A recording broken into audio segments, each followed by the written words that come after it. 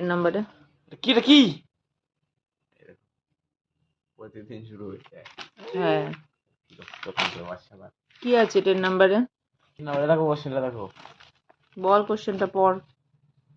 rupees 180 are to be divided among three children in ratio 1/3:1, 1/3:1/4:1/6. Find the share of each child.